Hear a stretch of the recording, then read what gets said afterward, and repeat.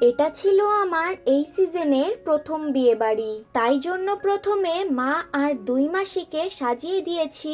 ওরা এবার চলে যাচ্ছে বিয়ে বাড়ি, তারপর আমরাও চলে এসেছি। আমাকে আর মাকে কেমন লাগছে অবশ্যই কমেন্টে জানিও।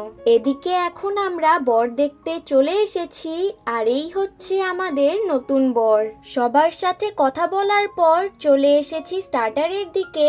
নিয়ে নিচ্ছি চিকেন পাকোড়া আর তার সাথে কফি। এই দেখো কার বিয়ে সেটাই তো বলতে ভুলে গেছিলাম আমার এক মাসতো দিদির বিয়েতে।